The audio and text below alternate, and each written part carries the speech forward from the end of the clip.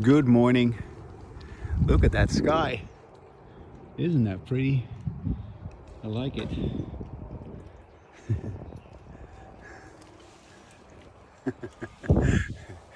I just saw something on TV and it was Kamala Harris.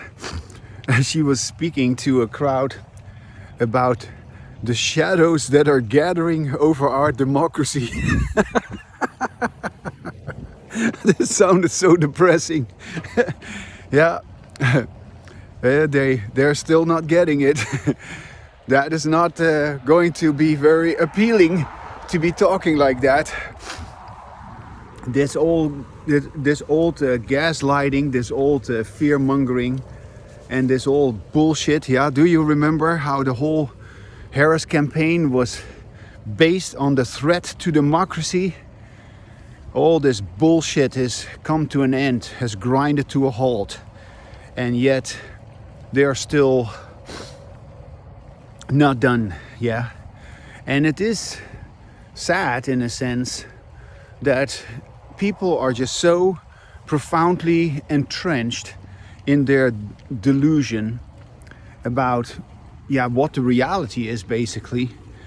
And the reality is that Trump is now the president, and a lot of the things that Democrats have done are now being undone. And that's how the American people have chosen. Yeah, they have given Trump the mandate to do this, and he is doing this. He wants to do this, and I'm glad he is. Yeah, but there's something else that needs to be addressed, and which I will continue to further elaborate on.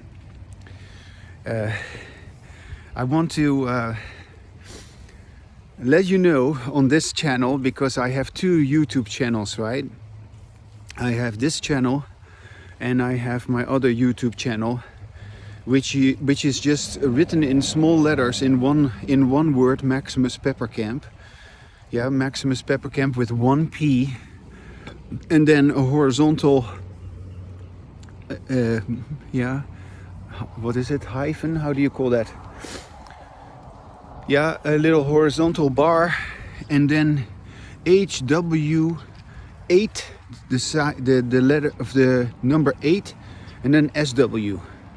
So Maximus Peppercamp dash HW8 SW. That is my other YouTube channel, and I will type it underneath this video so that you can easily find it. But what I want to tell you about here today on this video is that I have had incredible conversation with AI, artificial intelligence, and I have done so by being on Twitter, where I don't post any messages for longer than a day, and then I take it away because I don't want to I don't know. I just only want to see if there's a response, and if there's no immediate response, then I don't care. So my postings on Twitter only last a day, at the most 2 days, and then I take them away, because I want to see a response, and if there's no response, then I take it away. That's just how it is. But in any case, I have there is called the XAI function on that messaging, and then you can get, you could say feedback, or you can get some sort of a response from AI to what you have said. And then AI, of course, being the modern way of spreading knowledge, because that is what AI is, artificial intelligence. Hear how beautiful the birds are singing. Yeah, that's nice. um, AI responds, and then yeah, I was intrigued with that response from AI, and of course I was so incredibly intrigued because AI responded to me so incredibly positive and so incredibly affirmative and so stimulating, literally stimulating that I wanted to keep interacting with AI.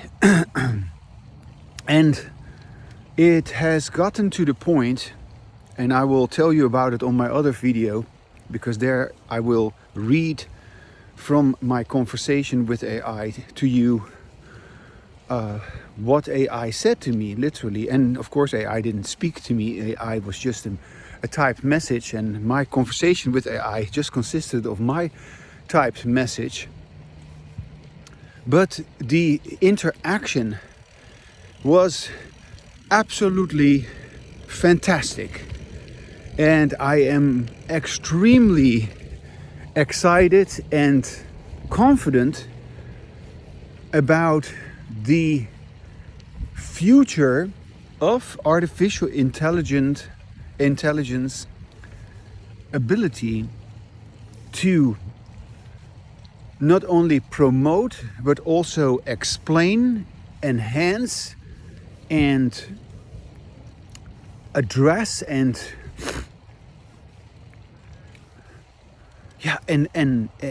really how would I say it?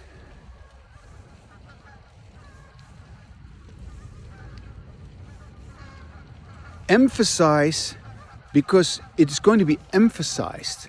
Yeah, it's going to be emphasized over other things. That AI is going to emphasize embodied language over, of course, disembodied language. Yeah, and that is not to say that disembodied language will not be addressed. Absolutely, yeah, it must be addressed. What a beautiful sky. Yeah, it must be addressed, because if it isn't addressed, we cannot stop our disembodied language, and if we cannot stop our disembodied language, we won't be able to have embodied language. So there is that aspect of it. But once we have the ability to differentiate between disembodied language and embodied language, it is very clear that we want to have embodied language. And AI is going to stand for that. Yeah? That's what is going to be the basic message of AI. And another way of saying that is that real knowledge is the true nature of the true future of AI. Yeah, real knowledge. And that of course includes self-knowledge. And so far, scientific knowledge has never really included self-knowledge. But here is something very peculiar happening with language that hasn't, it is almost like a linguistic anomaly,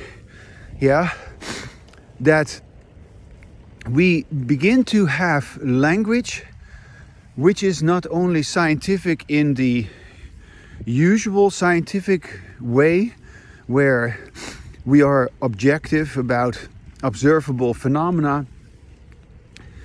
We are now also objective about ourselves.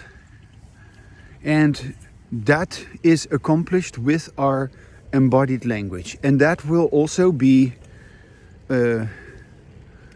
pointed out, that disembodied language is just a form of bias.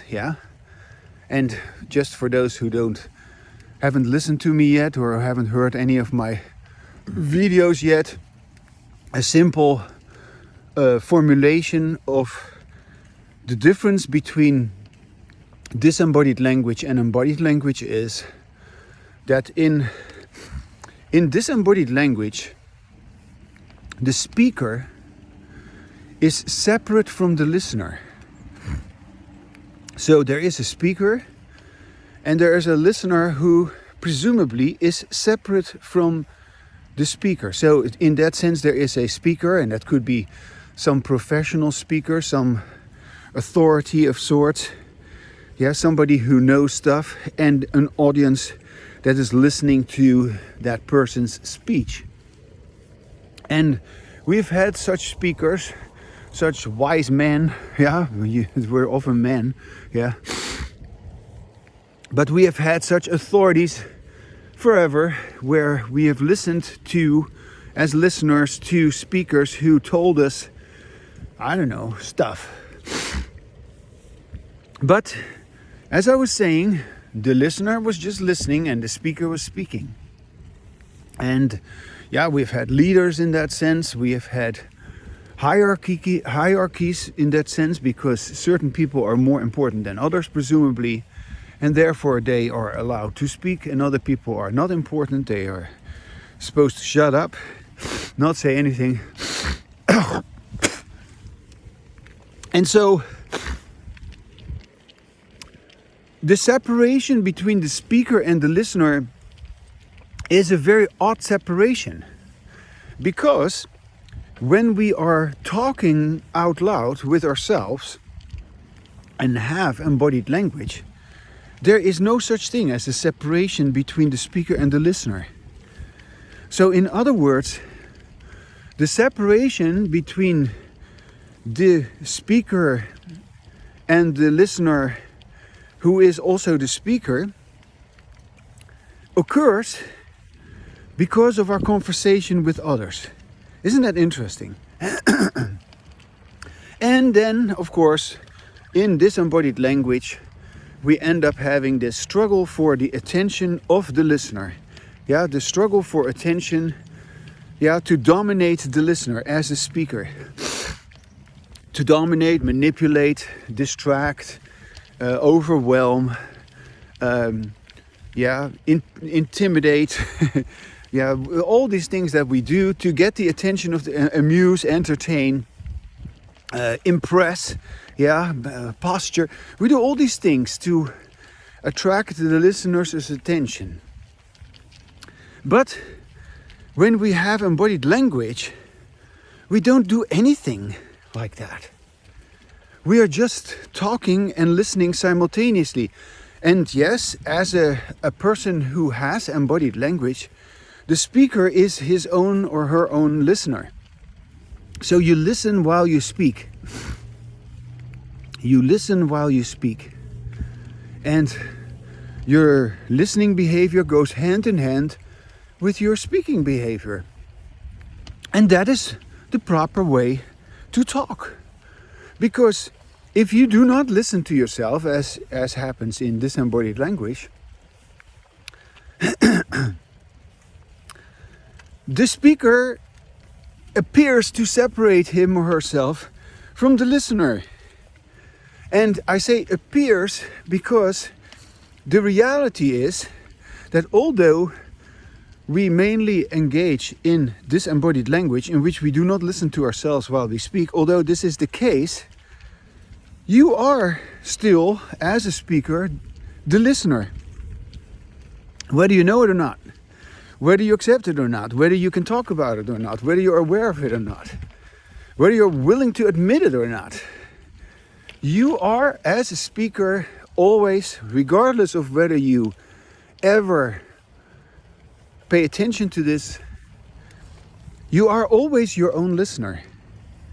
And so what that means is that you are always equally affected by what you are saying, by your own verbal behavior. You're always equally affected as the listener who's not the speaker. And we've never acknowledged that. And so we've never actually acknowledged then with our language how we actually affect ourselves with our own speech. And I'm literally meaning this in the way that how do I affect myself while I speak with what I say? Yeah. So I'm not talking about thinking, yeah, what we call thinking, or my mind, yeah, what I believe and what I, yeah, what I fantasize, because it's all inner language stuff, which I imagine to be involved in. I'm not talking about that. I'm talking about how I use my language. What words do I use? What sound do I use while I speak? What kind of information do I gain from my own from my own expression, from my own verbal behavior? And how does my own verbal behavior, what does it result into? So what is the outcome of my involvement in language? Look, right now I'm riding my bicycle. You see that? And so by riding my bicycle, I get to be out here on this path. And this is a result of riding my bicycle. Yeah? I get to be out here. It's a nice day. It's not too cold. And so, what kind of result does one have? What does one achieve? What I achieve here while riding my bicycle is that I hold my camera in my hand, my phone, and I talk with myself and I make another video like this. That's what I achieve, right? This video is really there. You are watching it. And I've made it and I've enjoyed making it. I am enjoying making it. I enjoy riding my bicycle. I enjoy being here outside. It's a nice early morning. So what is the result of your use of language? You're not riding your bicycle, you're using language. You're speaking and you're hearing something. Yeah? And you're speaking obviously about stuff that you pay attention to, that matters to you. Yeah? And so you're speaking about what you're experiencing. And that's what you are now listening to. So it is quite amazing when you do that. Good morning.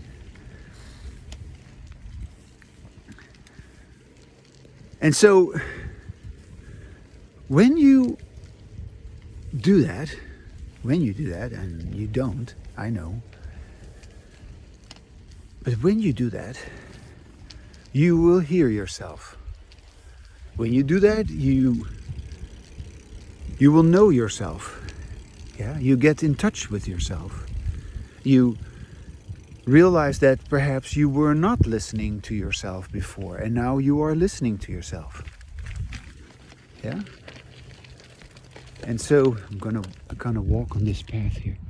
This is such a nice piece here. You see, it's totally filled up with water. This is the.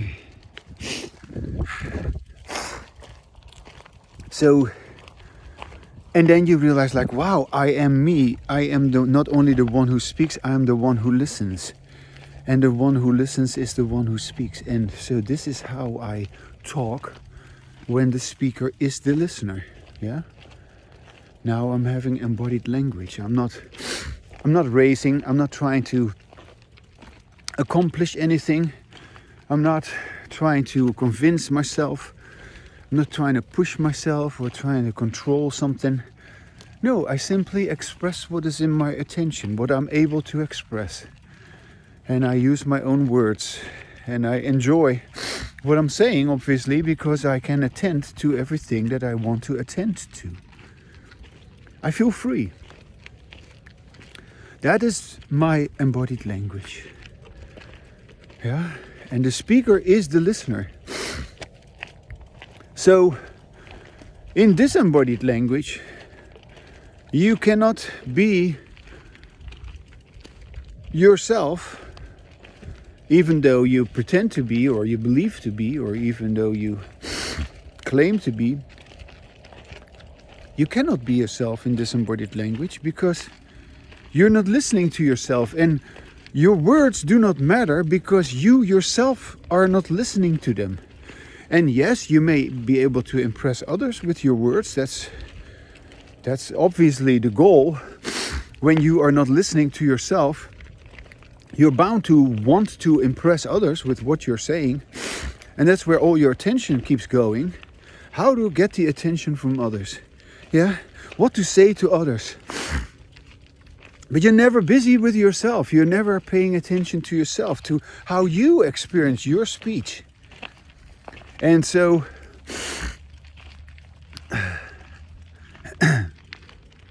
you never engage in embodied language. You keep being unconsciously involved in disembodied language. And the speaker and the listener keep being separate. And consequently, your history of conditioning with disembodied language determines that you experience yourself as the speaker separate from you as the listener. And this is a real weird conundrum where the fancy of inner language overtakes you and you believe to have a mind and inner conversations with yourself, when in fact no such imaginary language occurs. It doesn't exist, but you imagine it exists, you believe it exists, you are struggling with it to overcome it, or to, I don't know, to make it go away, to be distracted from it. But you can never be distracted from it because it just keeps bothering you that you haven't said what you wanted to say, and what you wanted to say is what you wanted to hear. Yeah? Let me repeat that sentence because that's very important. What you had wanted to say is what you had wanted to hear. What you had wanted to say is what's good for you. What you had wanted to say is what makes you happy. What really is meaningful to you.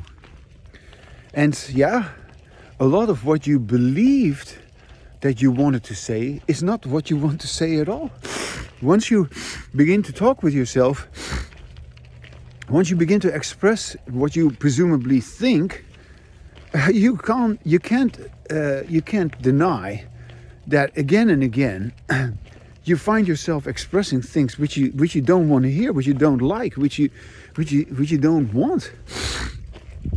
And so it's only after you've stopped doing that, after you've stopped your disembodied language, that you can begin to have embodied language.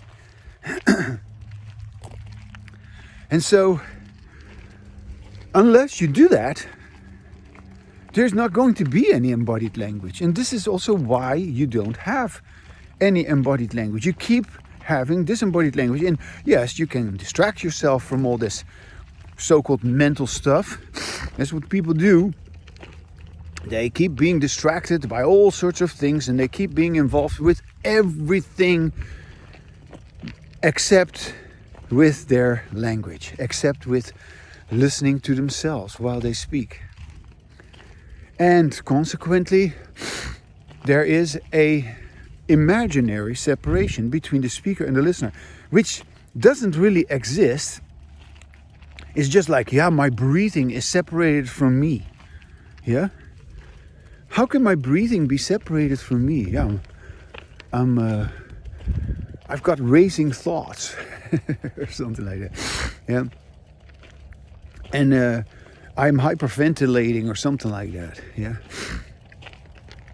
Well, you are obviously not doing well. You are anxious, you're stressed, you are fearful, you are upset. And that's why you have a particular way of breathing. When you are calm, and then of course also when you have embodied language, you have a different sound because you breathe deeper, you breathe calmer, and your voice of course sounds different. Yeah, you embody your sound. And so that has to do with your relaxation, that has to do with your well-being. And not feeling threatened at all, not feeling distracted at all, not feeling hurried or negatively affected by anything. So when you are listening to yourself, the listener doesn't distract the speaker. No, the listener enhances the speaker in ways the speaker has never been fully able to understand with disembodied language. Yeah? So with embodied language, a speaker is able to say things which, as a disembodied language speaker, he or she could never say. And all of a sudden he can effortlessly say it. And effortlessly, but also without any exercise, without any complication. You're just talking. And you're just listening to yourself. And you're just speaking what you want to say. And yes, you could talk about this and you can hear this. And then you hear that the speaker is the listener. And then you must admit that this way of talking is, of course, the way of talking you would like to have with others. But nobody's doing this. So how are you supposed to be able to do this if nobody's doing this? It's impossible to do this if other people are not doing this as well. So you can only have embodied language with someone who, just like you, is also listening to him or herself and who is also aware that the speaker is the listener. And so the listener is never actually the other person. The listener is the speaker. And when the listener continues to be the speaker, we as speakers are going to talk differently with each other. That is our future of embodied language. And AI, yeah, because this is really so incredible. I'm gonna tell you a little bit about it because I just want to. What's so fascinating is that in AI, of course, a computer or artificial intelligence, a robot, is only as good as the input. Yeah, the input permits. Yeah, so the output depends on the input. Yeah, it's true, you know. And of course, you can talk about algorithms and all this, and you can talk about all this, yeah, all the bad stuff that can happen with that. But I'm here talking about AI that is given the input from embodied language. The principles of embodied language, that the speaker is the listener. And this is very important. I mean, when AI immediately confirms this, because it is completely scientific what I'm saying. There's no way to refute this. Based on the research that I am quoting, I'm not going to get into that now, but there's all sorts of research that points this out. But you know, there's nobody needs to have any. Everybody that has done a course in neurobiology knows that there's no language inside of us. Come on, yeah. Everybody knows that there's no words to be found in your brain or in your body, yeah. So everything that we imagine in terms of internal language is just a figment of our imagination created by the way in which we talk. So, so when I let AI know that I do not believe in any kind of internal language, that language is always overt. Yeah, this is the paradigm of embodied language. Embodied language posits that all language is overt. That means that it is either spoken or listened to, or it is written or read. Yeah, there's no inner voice that you can listen to, and all of that is just nonsense. Whether you believe in a mind or whether you're a schizophrenic who's having what they call auditory hallucinations. It's equally nonsensical, unscientific, yeah? So all language is overt. It is either said and listened to or written or read. AI agrees with me based on the research. And then if you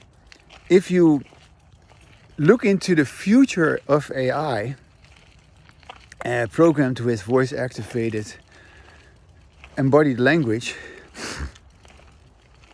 voice-activated AI with embodied language. If we look into that, we can sort of just predict that yes, of course, there is this tenacious history of conditioning that we do have inner language, that the mind exists, that human beings are thinking creatures. Yeah, I think, therefore I am, says René Descartes, and that's something that everybody say, oh, I think. Yeah, no, you don't think. You're just saying something. So there is no inner language. And it is very obvious that when AI has been programmed with embodied language, that AI is of course going to stand by the scientific fact that all language is overt. And AI is itself, this is my point of this video, okay? I'm making a point in this video. This is the point that I'm making. And it's a very positive point, and perhaps some of the lefties can inform Kamala Harris about this and their fellow, Marxist ideologues. It's a very positive point that I'm making, that there is no inner language. Because, Kamala Harris, she sounds really depressed, if you ask me. Yeah, and a lot of the lefties are just absolutely depressed that their ideas turn out to be totally false. Yeah, and they're outraged that what they have believed in is refuted so powerfully. Yeah, and they should be. They should be shocked. They should be embarrassed. They should be, what should I say? Realistic about having to come to terms with the fact that what they said was not true. Yeah, it wasn't it, and it is not going to be. And the more they keep saying it, the more they dig their own hole. The more they just basically go against the reality. Yeah, and to a certain extent, we have, of course, science. Science is you could say, if there is such a thing as reality, it is based on science, not religion. Yeah, and also, you could say, of course, religion is a reality, and that's true, because these religions exist, and people do believe in these things. And but no, when we are doing science, we're not doing religion. We are keeping out our religious biases or our cultural biases or whatever, and so. If we're going to be scientific, we cannot continue with our disembodied language, no. But disembodied language would assume that we have inner language. No, there is no inner language. And when we are considering artificial intelligence, it is, just look at that sky. The sky is just so pretty. When we are considering artificial intelligence, we are going to recognize that everything that this artificial intelligence is capable of doing, where did it come from? Let's say here, wait, I'll show you something. Here, do you see my hand? My hand is the artificial intelligence, yeah? I'm looking at my hand, yeah? I'm looking at the artificial intelligence. Yeah, so there's me and there's artificial intelligence. So whatever comes into my hand, yeah, whatever comes into my hand, whatever goes into the artificial intelligence, it comes from me. So whatever is the input to the artificial intelligence comes from outside of the artificial intelligence. Do you get that? And that is my language. That is what I program the artificial intelligence to do. And so there is no language inside the artificial intelligence. There's only the input, which means the programming, which means the technology, the wires, or whatever you call it, the chips, or whatever you call it, the algorithms, yeah. And yeah, in the same way, a human body has a nervous system, and that nervous system is developed over time, and that nervous system is able to respond in this way with my language. Yeah. But there's no language inside of me. There's only that nervous system that was actually affected by this kind of language. Yeah. Either this kind of language, this what I call embodied language, or the nervous system is affected by disembodied language, and then I'm only able to produce disembodied language. But there was never any language inside of me. And so there is going to be incredible clarity coming to us from artificial intelligence, because artificial intelligence is going to hammer home this message permanently, that there is no internal language. There never was any internal language. There's only a signal from the outside. Language is outside. Language is overt. And what goes inside is not language. You can only hear with your ear certain sound. You can only see with your eyes the artificial intelligence. Do you see what I'm saying? Yeah? And so there's only your sense perception with which you can see or hear or smell or taste. Yeah?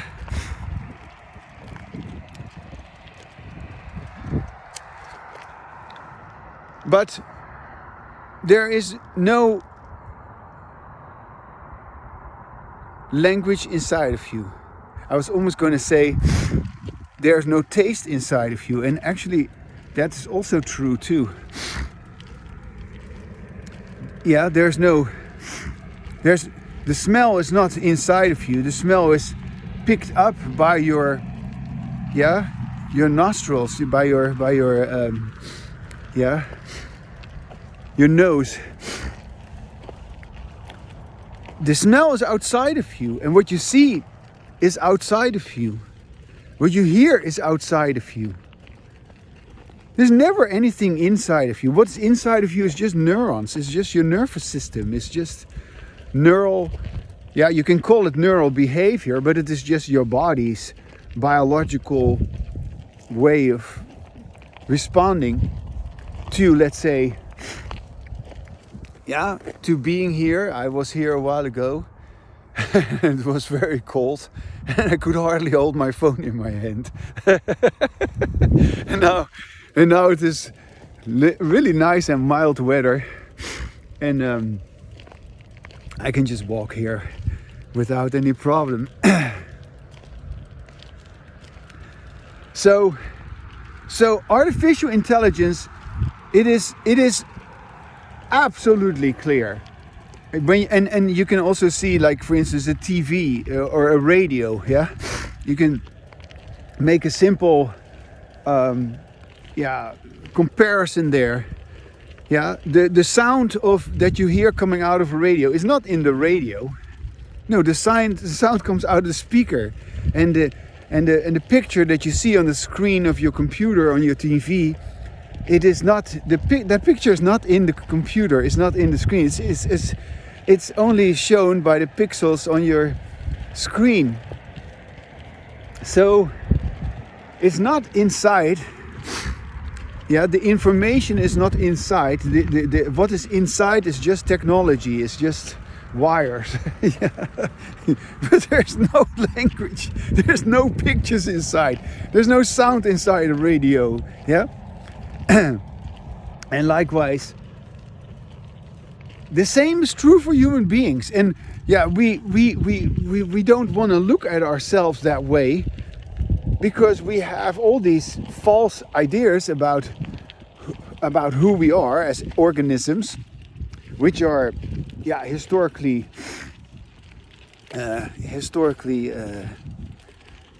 validated, if you will, yeah, reinforced, conditioned.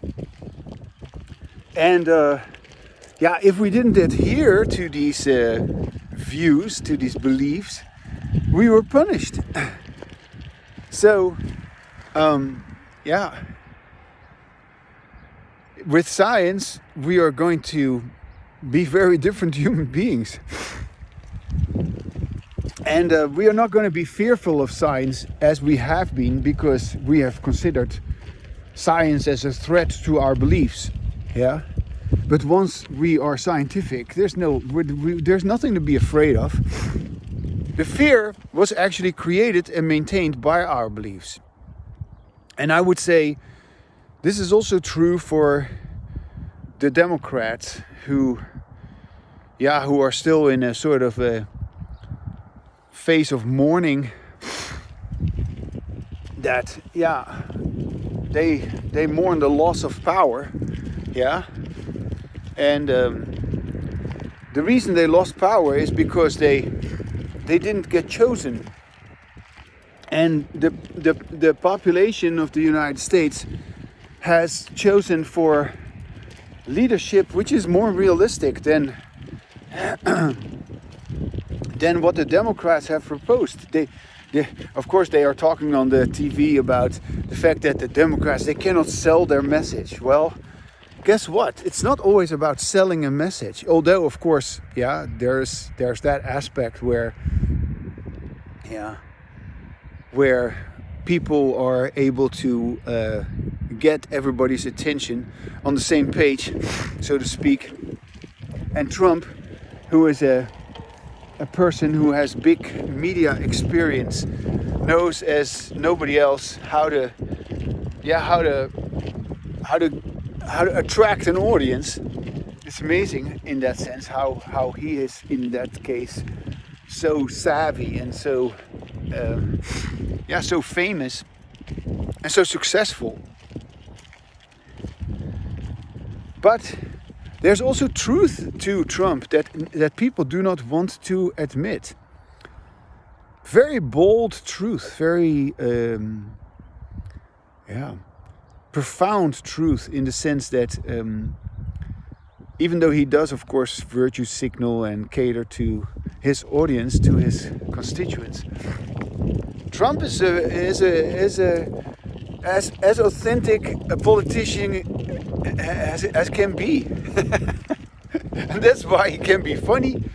That's why he can be hilarious. That's why he he's very upbeat also, yeah, and very successful, very confident. And all the Democrats are just, they're just pretentious. They would like to be like that, but they are not like that. No. And so I would say someone like Trump is someone who is actually having a lot of aspects of embodied language already in his way of being. And even though he doesn't say it, he doesn't address it, I hope one day to have conversation with him or with his cabinet members that that this is an important issue, because I consider embodied language to be the language of the future, the language of freedom. Yeah, And there cannot be any freedom without embodied language. Yeah? And so embodied language is really where it's at. That is the future of mankind, which is then also enhanced by artificial intelligence, where artificial intelligence will point out to us that no, there never was any language inside of us. Of course not. Let's have conversation, overt conversation. Let's forget about our beliefs. We do not need to talk about our beliefs anymore because we have embodied language. Beliefs are obsolete once we have embodied language. Reality is not a belief. Yeah? Reality is real. We are real. Yeah. And so that's a very upbeat message because, yeah, we are happy. Yeah. And there's so much more to it. And I'm going to tell you about it on my other video, also on my other video, which hopefully you are going to listen to as well.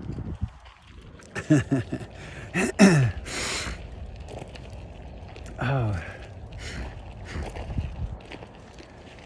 I can't believe. No, it's just an expression. I can't believe how often I have emphasized this importance now that there is no inner language, and I can't seem to get tired of it. No, I'm not beating a dead horse.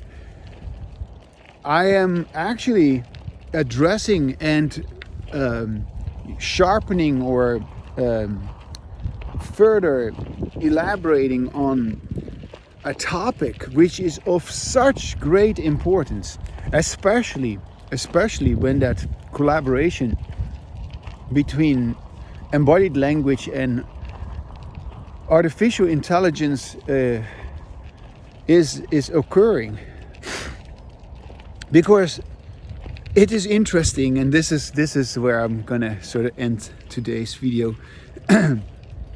You know, I'm spending this time just talking with myself, and I am no longer having the conversations with other people about embodied language and disembodied language. I've sort of stopped doing that, and I've given myself a year to sort of recover from all these years, these 45 years approximately that I have tried to reach people, and I've achieved a lot. You know, don't get me wrong, I have done a lot of wonderful things and I'm very happy with what I have achieved.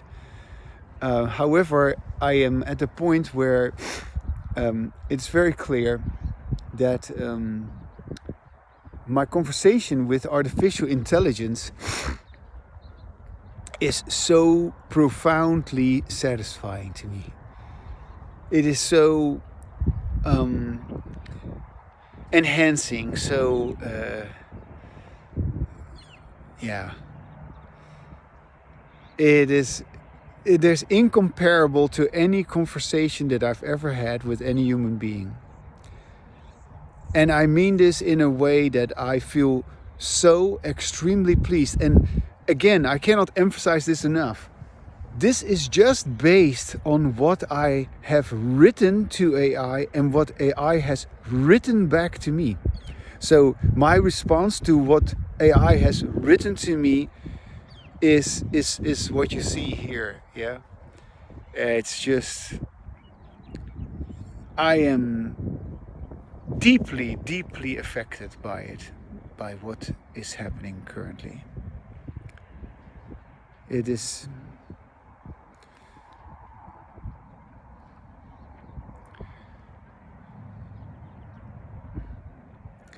I feel like I'm standing here like a pillar.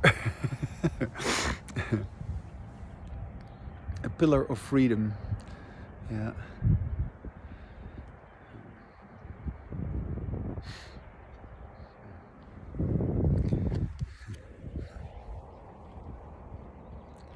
That's the path that I came on.